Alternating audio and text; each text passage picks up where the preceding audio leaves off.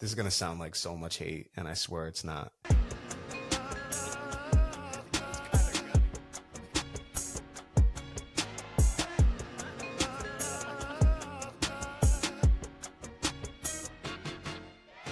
Welcome back to the Warner Brothas Podcast. I'm Kyle, joined by my brother Keenan, joined by Tim and Brandon. You know it's football time. We were going to talk AFC and NFC South, and we still are going to talk AFC and NFC South. But we got some breaking news today. Micah Parsons traded from the Dallas Cowboys to the Green Bay Packers for 2 first-round picks. And Kenny Clark, defensive tackle, I believe. Yes. Let's start with Brandon here. Brandon, what was your reaction? I got to say this, Brandon. You broke the news in the group chat today. You also broke the Luka Doncic news back in February in the group chat. So, you're the official Adam Schefter, Adrian Wojnarowski of the group chat now. What was your first thoughts? What was your reaction? How did you come about the news? Tell us. So, I was actually, funny enough, I was actually in the drive-thru at Chick-fil-A picking up dinner. What was the order? And I just... Yeah, what was the order? Spicy chicken sandwich, extra pickle, large fry, cookies and cream shake. Okay. Okay. Extra pickle is diabolical, my man. Timmy's not an extra pickle guy. That's crazy. Just used my phone to Apple Pay, and it vibrated. I was like, Adam Schefter sent out a notification. I was like, look at this. I saw Micah Parsons. I'm like, he probably agreed to a contract. I look, and I'm like, Micah Parsons, Packers? Like, what the hell? So first thing I do, I get on Twitter, and I go to look, and I'm like, sure enough, it did get traded. So I see that it's for 2 picks, and I'm like, damn, that's all they got? And I'm just, scrolling up, refreshing, and then I see the actual trade package, and then I'm like, damn, first off, it's crazy that they trade him a week before the season starts. Yeah. Second off, the Packers, I kind of feel like they fleeced Dallas in this. I get he did deserve he needed a new contract, but I was shocked. I was like, damn, it's kind of like the Khalil Mack trade from a couple of years ago. Honestly, I didn't think it was real at first. I was like, nah, maybe ESPN's bugging out right now or something. And then sure enough, I get on there and Tom Pelissero and Jordan Schultz and Field Yates and everybody's chiming in on it. And I'm like, damn, all right, I guess it is true. Quick thing. 1, we thought the same thing with the Luka thing. And 2, I understand it's the NFL compared to the NBA. And the Luka trade is by far one of the craziest things that's ever happened in my entire life. But in the sports realm, do you think the Luka trade almost desensitized how impactful and crazy that this is? Or do we feel I don't mean because obviously this isn't he's a defensive player, but he's not a quarterback because Joe Burrow being traded. But I think a little bit of the Luka was oh yeah, Luka got traded, so anything can happen in sports. I was desensitized to it, Keenan, but only because the original notification we got earlier in the day, which was that they were fielding calls, and honestly, I still wasn't taking it seriously. I was like, whatever. And actually, how I found out. I had been on Twitter earlier in the day after Micah or after the Cowboys said they were listening to offers, and he was trending number 1 because of course he would be, right? There wasn't much going on today, and the next time I checked happened to be when he got traded. He was still trending number 1, so I didn't even tap on that. Yeah, I didn't pay any attention. I think I looked at the music actually that was releasing, and then I went back to my home Twitter tab, and it was damn, Luka and Micah. Sucks to be a Dallas fan. I'm like, there's no way, because I hadn't got a notification on my phone at that time. And I go back, and sure enough, trade details to the Packers, and I'm like, what's going on? Right? So I definitely wasn't as shocked as Luka. I mean, I've told the story on here what my reaction to Luka was. I woke up at 6 a.m. not knowing what the hell had transpired 6 hours before. That was nuts. That was nuts. It really was. But this one, all I could think of, I mean, we were talking when he first requested the trade, right? Yeah, he formally requested a trade a few weeks ago. And I was like, hey, I don't think a trade's going to happen 99% of the time with a holdout. No matter how big the star, a trade never happens. It's the Terry McLaurin thing. Oh, you request for a trade, couple weeks later, 3 years, $96 million or whatnot, and you're good. Always happens. And especially, we said the same thing then. We said, hey, even with the Cowboys, it's happened the last 2 years. He'll get his contract. He's just going to have to wait. And the only thing I said in jest was if he gets traded, it's going to be to a major franchise. I think I even said they'd get a major trade package for it, but I said it would probably be a major franchise and it'll be, breaking news and the whole thing. And it was very reminiscent of the Luka trade and the fact that you didn't get as much as you should have got. In theory, it's a good trade. You still got 2 first rounds. You got a good defensive line player to replace Micah Parsons, but you definitely could have got more. I can't imagine if they called around the league, they couldn't have got much more than that. I don't know. I mean, you saw some Cowboy fans reacting in, like good grief, like, thank God he's gone. I saw Ira in our group chat saying like he was happy. I think he'd be in the minority. I see a lot more more Cowboys fans very upset that he's gone, reasonably so. But I'm sure there are Cowboy fans who are very, relieved with the saga that's been going on, especially if you believe Jerry's side of things, which I tend to believe that he offered him the most money for a defensive lineman in NFL history, like more than TJ Watt's contract. And that, things didn't really transpire the way he thought or the way he traditionally handles things with agents and with players. So I do believe Jerry Jones when he says that. It does seem like Parsons was a bit of a malcontent for them to have to trade him to even get to this point. You know what I mean? So something had to have happened. I still think it's ridiculous. Again, if you're going to trade Micah Parsons, at least get, I don't even care if it's 2 first rounders and 1 second round pick, at least get 3. You should get up to 4 or 5 picks, if we're being honest, but at least get 3. So shocking what the package was. I guess, like you said, Keen, I wasn't as shocked because, again, we saw the news earlier in the day, but still extremely shocked because, again, 99% of the time, these guys don't get traded. They do get paid. So I would love to know the backstory, especially if he was offered what Jerry said he was offered. Okay. Timmy, you go, and then I'll talk. I'm going to close out. I kind of go both ways on this trade. Like, I think the trade is fine, but then I'm looking at it and I'm like, no, it's not enough. I think right now I'm going to say it's not enough. They should have gotten a little bit more. It's not enough. But if we look at it like from the Khalil Mack trade, it's kind of like right on par with it. Where I have the problem is the Jets got more for Jamal Adams a few years ago than they got for Micah Parsons. And Micah Parsons, in my opinion, even though Jamal was like incredibly all-pro at the time and everything, Micah Parsons is a much bigger deal than Jamal Adams was. So I do like the Kenny Clark trade because that's one of the things that have really ailed the Cowboys is run block or run defense, and he is a good D tackle, so he at least fits into them. Don't love the depth on the edge there, so I don't love it one way, but I kind of like it. They should have got more money, or they should have got more picks for him. I am happy to hear that it's over because it was just so back and forth. You never know which one to believe. Like I just saw a report today that said that he was in the office yesterday and he said that they wanted to get a deal done and they told him you play on your 5th year or you leave. And that was like the option. Like there wasn't a contract anymore. That's at least what Micah said. So if we're believing Micah, then there was definitely malpractice from the Cowboys standpoint. If we believe completely what Jerry said, then it's kind of the other way around. So the contract I had seen that they had like agreed to was a $40.5 million deal. He's getting 47 now, so I don't blame him at all for this. He is making a lot more money. And let's be honest, guys, he's in a better situation now. He's on a team that actually has a chance at winning a Super Bowl, and he can be the focal point on defense for it. So I like the trade for the Packers. I think Jerry Jones is a clown, but that's what I got. I'm going to quickly talk on the thoughts of the initial trade, and then I wanted to touch a little bit on and what do the Packers look like, what the Cowboys kind of look like moving forward, because obviously those are two big things there. But so I'm like one of the only people who didn't see that Adam Schefter thing this morning. Like I was just not in the sports realm, so I didn't see it. So like when he got traded, I was like, wait, what? What do you mean? I knew the trade request, and I was like, wait, what? You got moved? Why? What happened? But in more thought about it, like Jerry was saying, he was willing to make him the highest paid non-quarterback in NFL history. Okay.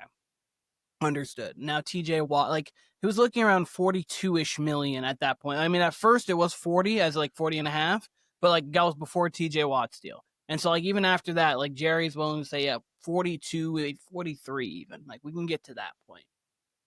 And it was reported that like there was like talks that he was offering like a 5-year, $200 million deal. Mike was seeking was a 40 mil. But then there was also talks a little bit that there was a 4-year, $200 million deal, which is 50 mil a year. And if Micah and his agent went to Jerry and basically said, I'm looking to get north of 45, I can't blame you for moving off, because like that is a lot of money, especially when Dak has 60 million tied to him and a no trade clause. So you can't, if Dak didn't have the no trade clause, maybe it'd be even like a, we can try to move on from Dak kind of thing. But really, like Dak's firmly there unless you can say, hey, here's the Los Angeles Rams for you, where you're going to go in there, Matthew Stafford's retired, and you have a situation where you instantly can go win with a team that wants you. And he is like, yeah, I can waive it for that. But if you don't have that, he's not going to leave, because why am I going to leave America's team when I'm making bank? Like, there's just no need for it. So I think that's difficult. And I think the one thing, I guess, would be the fact that if he was looking for $47+ million a year, then it's going, I guess for some teams, that's a tough price to pay. Like maybe Buffalo's like, I can pay 43, but at 47, I can't.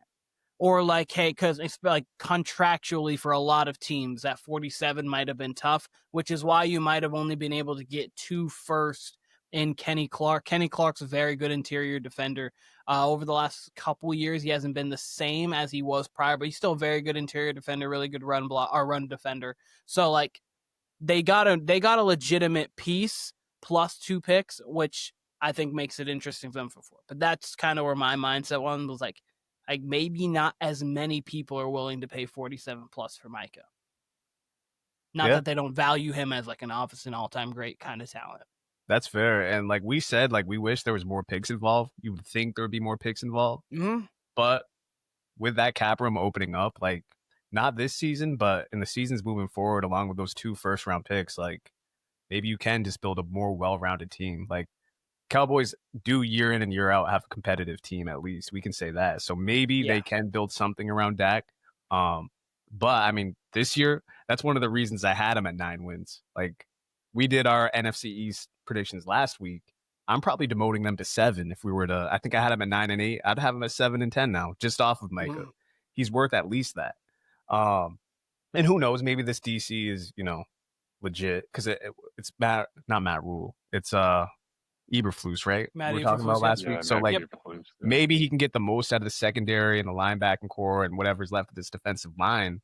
Maybe it's a wash if he's that good of a defensive coach. But we'll see. But I definitely demote them off the top, like down to 7 wins. And if we want to talk about the Packers side of things, I was going to say the Cowboys real quick, just so we can keep Cowboys and Packers. The only thing I was going to say is they are very live now to be last in the division to me.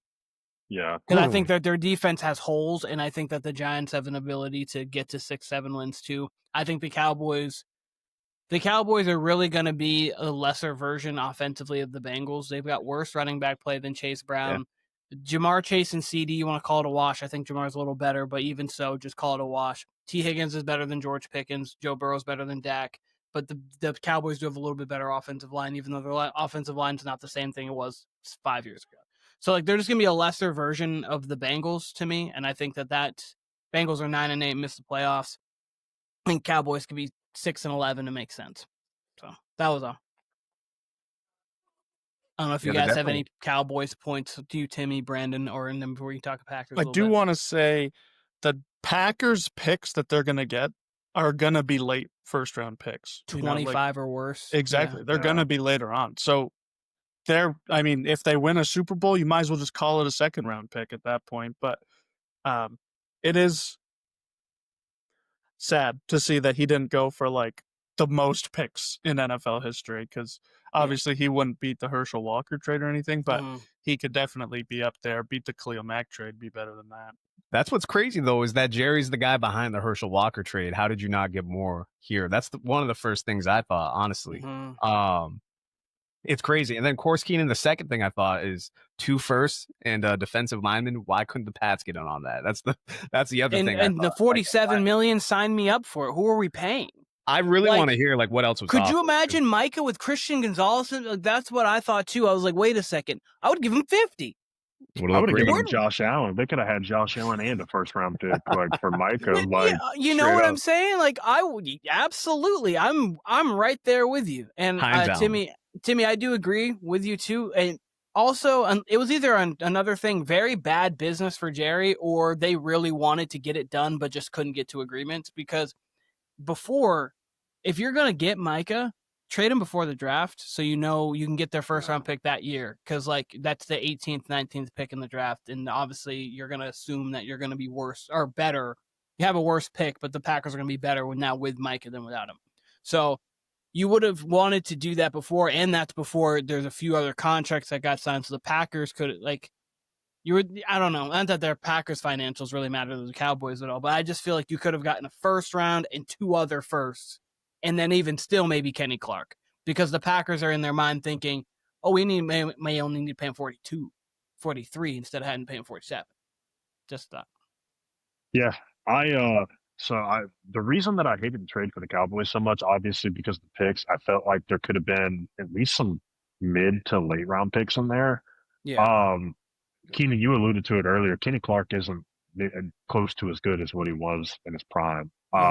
He graded out as a very poor pass rusher this season. I think he had a run stopping grade of like 63.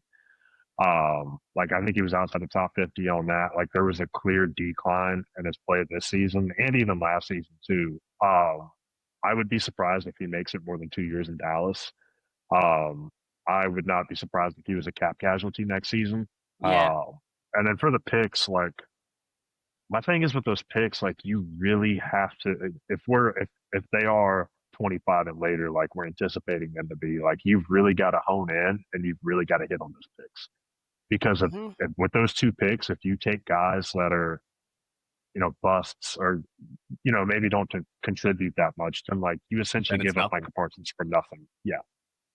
So like the only thing I could think of is they're keeping these picks to like we have the 6th pick in the draft. Now we got our firsts, plus we've got 2 Packers firsts. Let's go move up to 3, 2, or 1 to maybe get Arch or something like that. But obviously you'd have to have a talk with Dak and like, hey, where are we talking about going? Let's figure this out. But that I think would be easy, honestly. I really don't think that'd be that difficult if you're like, hey, Dak, you've kind of got your pick of the litter here in a sense. And there are some teams that would use Dak, and he could be very fine in those situations. But I guess I think for Dallas, like that's all I could say. I guess you don't draft Micah Parsons often. I like the guys that like that. I just like to keep them, like basketball, whatever. Like baseball, it doesn't matter. The guys who are that good, you don't get them often. I like to keep them on my team for 20 years and try to get them all the Kobe Bryant treatment. Came here. I mean, obviously Kobe didn't get drafted there, but you know what I mean. I'll say this about Micah: like he's the only pass rusher that I've heard from like the old heads who have compared him to Lawrence Taylor. He's the only pass rusher that I've heard compared to Lawrence Taylor, and I mean maybe he didn't show it. He's been consistently generational, but he hasn't been to like TJ Watt level as far as sack accumulation. But like the Packers, he's man, I mean, 12 plus sacks every year of his career. I think he could take a step forward in Green Bay. I think so. I mean, I think he's used to cold weather playing in Penn State, so I mean, this ain't going to be a huge move for him. I think Rashawn Gary definitely could take a step forward too. I think. I was talking with Austin about it earlier, of course, Austin Packers fan, but I was talking with Austin and I was thinking to myself, like, not that Gary's the same kind of talent level, but the initial thought was like, like how Dwight Freeney made Robert Mathis better. Like those kind of like when you have that one great, it makes the other guy get better. So you could see Gary, who has talent, maybe him get a double-digit sack year this year or something along those lines because of the greatness of Micah. And like, for Micah, production-wise, at worst, he's the 6th best rusher in the league because, like, at production-wise, you have Max Crosby, TJ Watt, Myles Garrett, Aiden Hutchinson, even though he was getting injured last year, but maybe not Aiden Hutchinson, and then Trey Hendrickson. Like, those are the guys, like, there.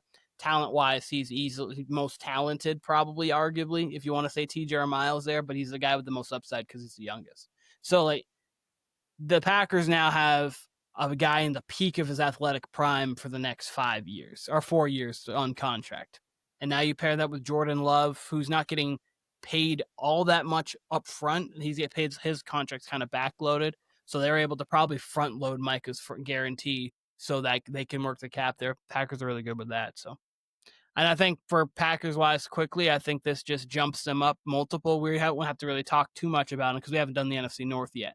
So we're going to obviously, but this will definitely take into a little bit of our where we had the Packers in the NFC North when we do that here within the next few days. But 10 words or less. 10 words or less on the Packers reaction before we get into other stuff. The Packers went from being a team. Packers now are a true Super Bowl contender. Okay. Tim, what do you think? I agree. I think they move up a tier in most people's rankings because of this. So I would put them as a Super Bowl contender, not a Super Bowl favorite, but definitely a contender. And I will say, it's going to be great if everything went well for Dallas. It's going to be so nice to see the first week of the playoffs, the Packers eliminate the Cowboys on like a 6-sack Micah Parsons game that puts Dak out for the next season or something like that. That'll just be like, that'll be pure bliss. So. Damn, Timmy. Same thing. I'm gonna go with strong Super Bowl contender. Like they're already my dark horse. So yeah. We'll talk about it more, but I was already high on this team. I'm just higher. Yeah, I would say the same. Packers were on my short list. Now they're on my shorter list, I would say. And to the Dallas Cowboys, to Jerry Jones, they are still the kings of content. They still run this content shit. Like, they love it. Jerry Jones loves being in the news, and they continue. The Cowboys, which is why they managed to still be America's team without putting up any America's production. Because really, America's team essentially went from being the Patriots because of the fact of how much winning and obviously that, and then to the Chiefs because now you've got Travis Kelce and Taylor Swift engaged and Patrick Mahomes and all the winning in the world. And so that would really be what people should consider right now in this era of America's team. It'll forever be the Cowboys since they have Jerry because you'll always talk about them and everybody's going to have an opinion on them, regardless if you care if you have it or not. As long as Jerry's alive. As long as Jerry's alive, because there will be the team. And they're the Kardashians of the NFL, truly. And they really are. Kardashians at one point were America's family. I don't know if we'd still consider them that, but you could in the mid 2010s consider the Kardashians America's family for this type of shit right here. So the Cowboys are firmly America's team for that reason. I mean, and you had Kanye involved with that too. Like, how could you not? How could you not be America's family as a Kardashian? Yeah, honestly, and the Cowboys are just welcoming in. It's almost better that they've lost a lot. It'd be worse if they won a few Super Bowls, with sporadically in there, because then they'd be adamant, like we did this in 2007, but now it's like, yeah, but that one year we went 13-3, but lost to the Giants in our first playoff game. I tell you what, that year we had them, or the Dez caught it year. We had the Seahawks. We beat them earlier in the regular season that year. We were going to have. You love it. They've got a reasonable gripe for the Dez Cotta year. I will say. Oh yeah, if Aaron Rodgers just can't make that play on the sideline, we came all the way back, and Mason Crossbar bangs in 2 field goals from 50. I tell you, that team had it. You've got that team too. That year too as well. No, there are so many years where you point back to the Cowboys like this team. If we just had a timeout, guys, or we knew how to spike the ball, I promise we would have gotten the 49ers all the way out of here. I promise. There's so many years where you're like, the Cowboys could have done it, but something.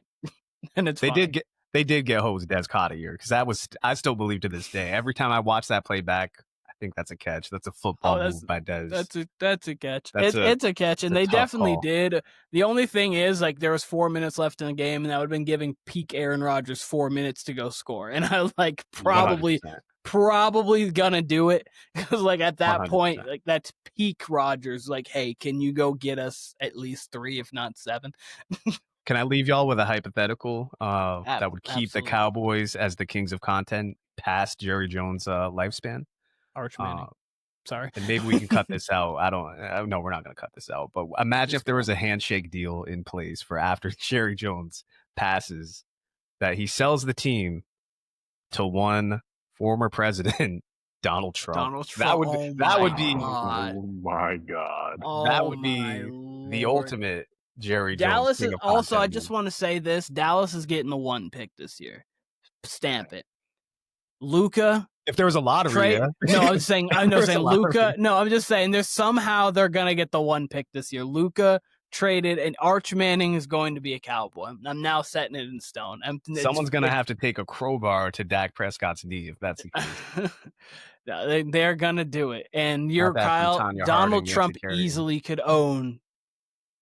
own, but we'll leave that there.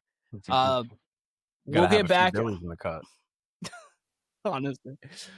Like 10 Warner Brothas Podcast, Timmy, Brandon, Kyle. We're going to be talking about the NFC South and the AFC South here coming up very soon. If you guys haven't seen, we've talked to NFC and AFC East. We had to talk about the Cowboys again after this mega deal. And then we've also talked about the NFC and AFC West already. But we're going to be going forward with the North and the South here soon. South is going to be coming out before the North. Subscribe. Like, comment, all of that great stuff, guys. TikTok, YouTube, Instagram, Warner Brothas Podcast. We'll see you guys very soon.